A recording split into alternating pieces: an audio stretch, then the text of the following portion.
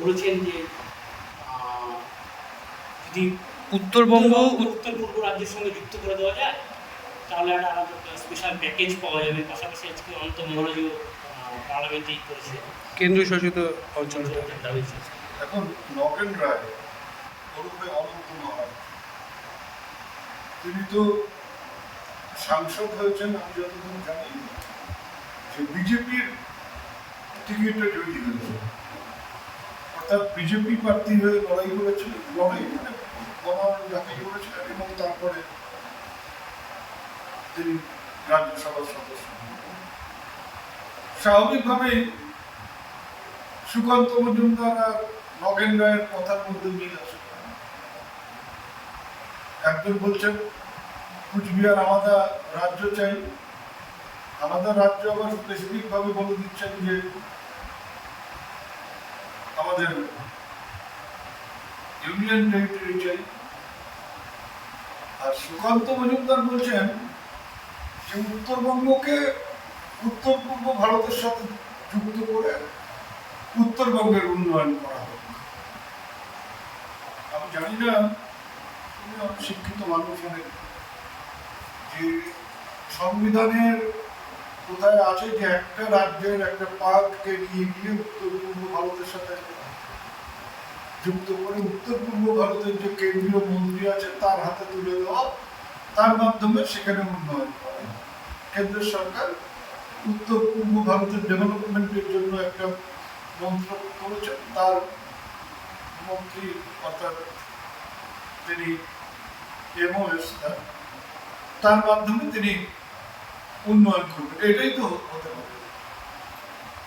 আমার প্রথম কথা হচ্ছে, যদি ওনার মনে হয় যে উত্তরবঙ্গ পিছিয়ে আছে, উত্তরবঙ্গের উন্নয়ন করা দরকার, তাহলে উনি তো বলতে পারতেন প্রধানমন্ত্রীর কাছে, স্যার আপনি দুদিন আগে বাজেটে দুটো রাজ্য, ভারতবর্ষের দুটো রাজ্য অন্ধ্রপ্রদেশ এবং বিহার, সেখানে স্পেশাল প্যাকেজ দিলেন তাদের উন্নয়নের জন্য।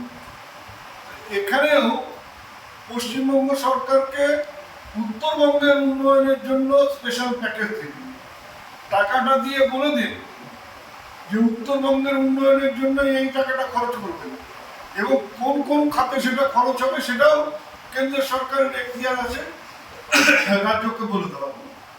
তা না করে ঘুরিয়ে নাক দেখাচ্ছেন উত্তর পূর্ব ভারতের সাথে যুক্ত করে দিয়ে উন্নয়ন করা হবে, এত তো যাওয়া দরকার কি আছে? সরাসরি তো প্যাকেজের বন্দোবস্ত করে দিলে উন্নয়ন হতে পারে। অর্থাৎ দুজনের কথার মধ্যে মিল আছে।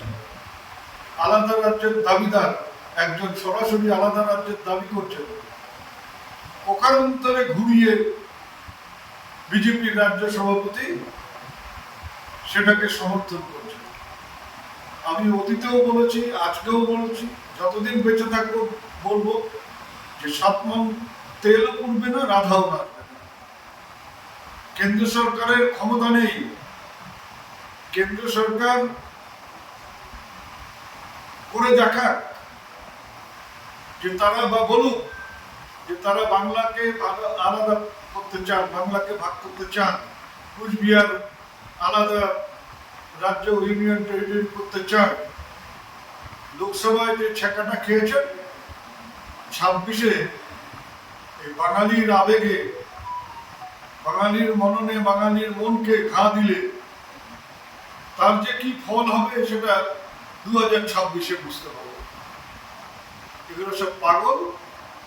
এই পাগলরা নিজেরা নাচছে, অন্যকে পাগল করবার চিন্তা করছে।